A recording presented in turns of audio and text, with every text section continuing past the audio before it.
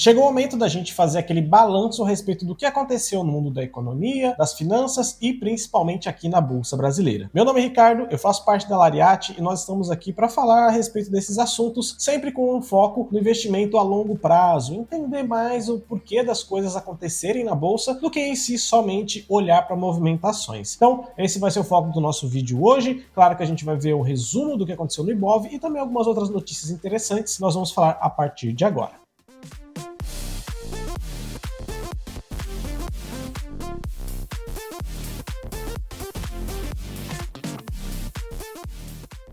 E para você que é um usuário assíduo do ex-Twitter, nós temos aqui uma péssima notícia para você. Para você que adora criar aquela intriga, arrumar uma confusãozinha com pessoas aleatórias na internet que você nunca vai ver na vida, possivelmente você frequente ali o nosso X ou X, ou qualquer outro nome que você dê para a rede social que era o antigo Twitter, que foi comprado recentemente pelo bilionário Elon Musk. Desde a sua aquisição por 44 bilhões de dólares, o bilionário fez algumas modificações, algumas mudanças que geraram bastante polêmicas, entre elas um selo de verificado que passou a ser pago e passível de qualquer pessoa ter acesso, não apenas algumas pessoas selecionadas ali e que seriam consideradas relevantes dentro da plataforma. E como se esse aspecto já não tivesse gerado barulho suficiente, o cara decidiu lançar outra notícia bombástica aí para quem gosta da rede social, que é a assinatura Premium que ele estaria lançando para a plataforma X. O modelo que foi anunciado seria com base em dois tipos de assinatura, uma assinatura um pouco mais básica e outra que daria mais benefícios. Mas agora você deve estar curioso, né? O que é que eu ganho assinando a tal nova plataforma X do Elon Musk? Quando você fizer a assinatura mais básica, né, que vai ter um valor um pouco mais acessível, você vai ter tudo que você já tem acesso hoje de graça.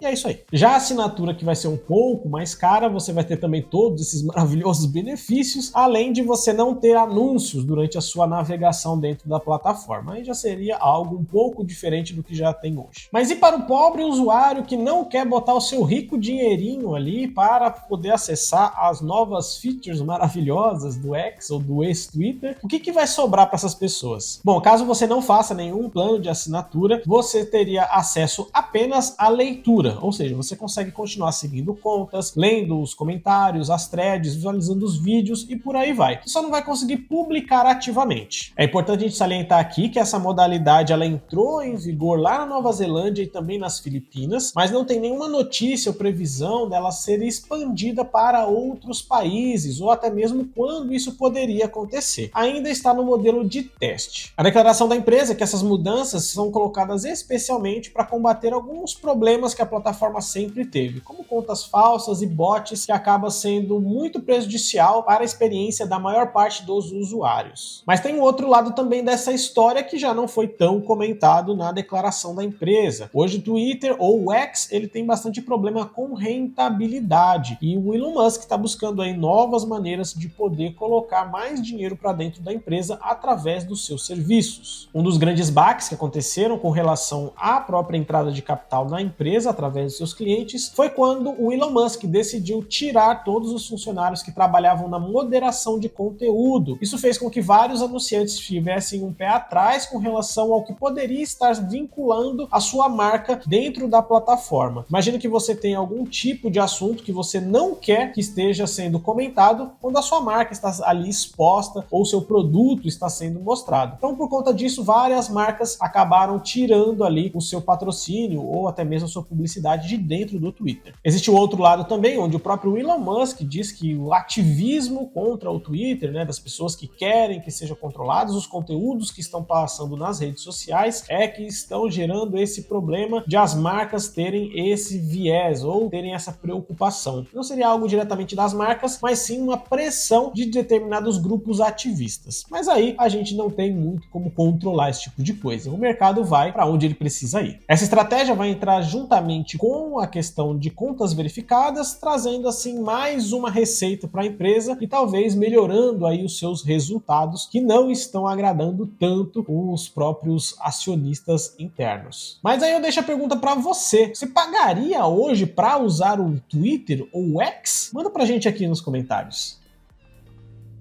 Mas sabe o que é totalmente gratuito? Você se inscrever, curtir esse vídeo e também compartilhar com outras pessoas. Assim você também vai colocar esse assunto com mais gente que pode ter os mesmos interesses que você. Além do vídeo relacionado a notícias que nós trazemos aos domingos, existem outros conteúdos também voltados para o investidor ou a pessoa que está começando a investir, para que você tenha mais informação a respeito das empresas, algumas análises e também outras informações relevantes. Então, entra aqui também no nosso canal para que você tenha acesso a tudo isso e, claro, deixe sua sugestão para que talvez a gente traga um vídeo com um tema diferente, explicando algo que vocês têm interesse. Só você deixar a sugestão aqui que a gente bate um papo.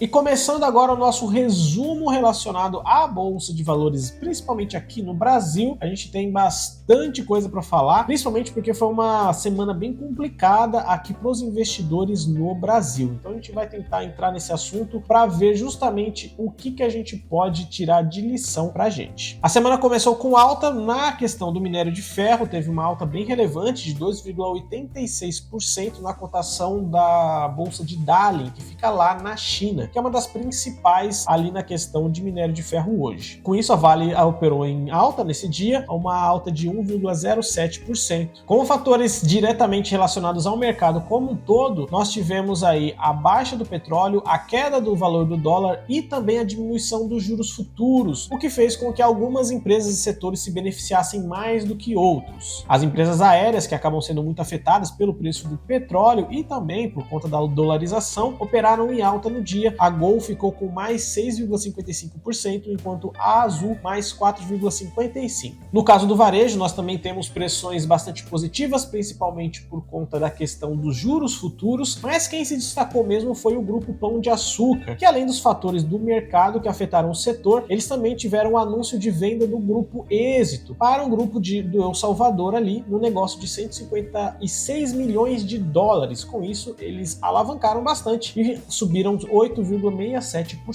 Mas o grande destaque que a gente tem para a segunda-feira é com relação ao petróleo. O petróleo que operou em baixa, o que normalmente significa uma diminuição na valorização da Petrobras, porém, esse indicador ainda não conseguiu derrubar a empresa pelas outras notícias do mercado externo. A valorização de 1,10% se deu muito por conta da aproximação da Venezuela com os Estados Unidos, que aconteceu nessa semana. Isso se deu por conta de uma possível flexibilização que ainda está entrando em vigor, estaria entrando em acordo com relação às sanções que existem com a importação de óleo da Venezuela por parte dos Estados Unidos. Hoje a Venezuela é um país que tem uma das maiores reservas do mundo, com mais de 300 bilhões de barris de petróleo como reserva confirmada, o que deixaria eles num patamar acima até mesmo da Arábia Saudita, que é o principal exportador de óleo para o mundo todo. Final do dia, a bolsa operou em alta de 0,67%, batendo 116,5 mil pontos.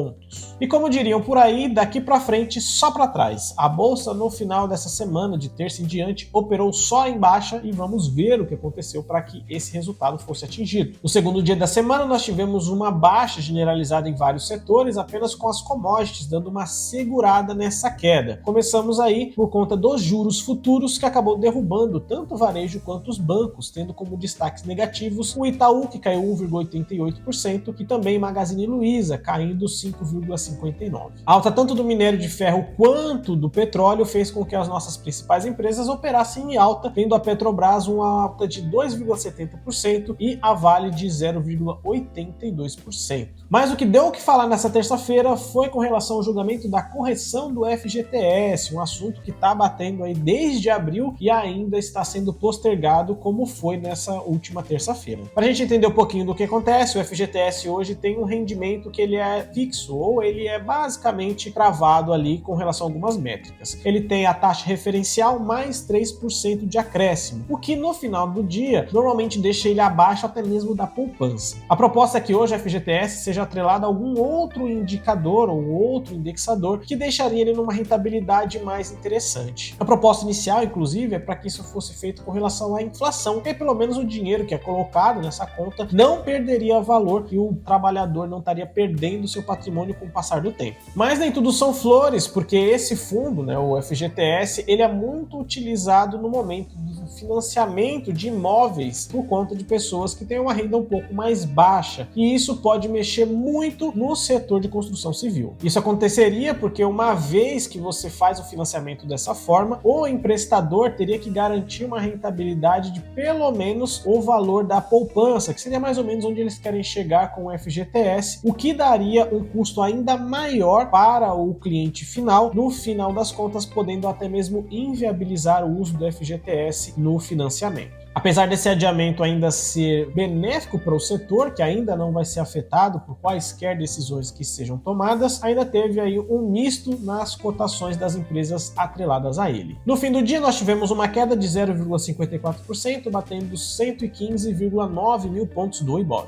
E quarta-feira foi dia da bolsa despencar, principalmente com relação a algumas empresas bem grandes, e quem dançou primeiro foi a Vale. Os reflexos dos problemas imobiliários lá na China começaram a afetar os minérios de ferro e outros mercados próximos. Com isso, a Vale acabou tendo uma desvalorização quase recorde aí entre os seus resultados mais recentes. A queda total foi de 3,67% somente na quarta-feira. Falando agora de problemas internos, o setor de construção civil não teve bons resultados no último trimestre, e isso resultou numa queda geral dentro desse segmento. Destaque negativo fica para a MRV, que teve uma queima de caixa acima do esperado, e isso não agradou em nada aos seus investidores, fazendo com que a empresa caísse 10,08% somente na quarta. Bancos também não tiveram um bom dia, a maior queda que nós tivemos foi do Banco Itaú, com uma queda de 2,9%, e a única empresa que tentou segurar o barco ali como pôde foi a Petrobras. Falando até um pouco sobre a própria empresa, eles declararam a crise relacionada a Israel e como isso poderia impactar aqui internamente o preço do óleo. Prats, que hoje é o presidente da empresa, disse que os impactos seriam mínimos aqui no Brasil, mas ainda assim ele faz um alerta com relação à expansão do conflito e como isso poderia impactar não somente a região, como também os mercados globais e, naturalmente, o Brasil também. No fim do dia, a queda foi de 1,60%, que totalizou 114 mil pontos no Ibov. Quinta-feira foi um dia misto, onde a nossa bolsa ficou praticamente no 0 a 0, tendo uma queda quase que imperceptível no final do dia. A Vale ainda sofre com os dados divulgados na última quarta-feira e na quinta-feira continua operando com queda de 1,44%. Já a Petrobras tem uma realização bastante relevante com relação à sua valorização nos últimos dias, então os especuladores quiseram retirar ali o seu lucro. Com isso, teve uma pressão de venda bastante grande nesse dia e a empresa operou no vermelho de 0,47%, depois de vários dias em alta consecutiva. O setor financeiro também ficou no azul durante todo o dia e o maior destaque que a gente teve foi o Itaú, que fechou com uma alta de 1,16% na quinta-feira. O setor elétrico também ficou muito bem para esse dia, principalmente com a fala do relator da reforma tributária, o senador Eduardo Braga, que disse que vai propor a retirada do setor elétrico da cobrança do novo imposto seletivo, que ele vai incidir ali sobre produtos nocivos à saúde e também ao meio ambiente. Tivemos destaques aí da Engie com mais 3,27% e da Equatorial com mais 1,93%. Mas quem realmente quebrou a banca foi a Grafisa, a empresa que chegou próximo ali dos 30% de valorização em um único dia. E tem duas principais explicações para esse movimento, sendo que a primeira é um rumor de uma grande injeção de capital para dentro da empresa, o que significaria que ela está planejando fazer uma expansão. Além disso, também teve a especulação referente ao aporte ou a posicionamento do Nelson Tanuri, que ele é um investidor bastante conhecido por apostar em empresas que estão em fase de reestruturação e normalmente têm resultados positivos. Com isso, a pressão compradora em cima da empresa foi muito relevante. O saldo final foi de 0,05% de queda, o que deixou a gente no mesmo patamar do dia anterior de 114 mil pontos. Mais uma vez, a semana fecha no vermelho, assim como a sexta-feira 13, essa nossa sexta-feira do dia 20 também não foi lá muito positiva. Começamos com a Vale, que continua acompanhando a valorização do minério de ferro lá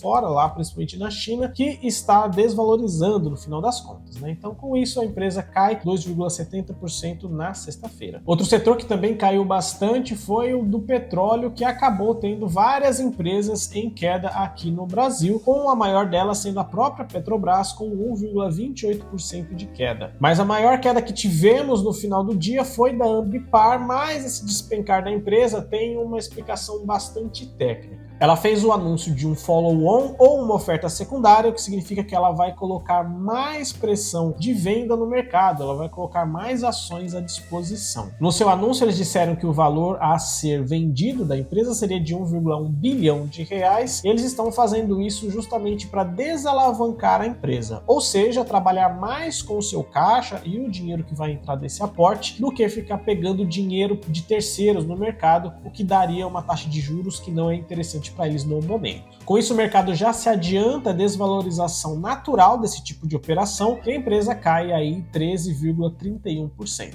Fim do dia, queda bastante relevante no Ibovespa de 0,74%, batemos aí os 113,15 mil pontos no Ibov.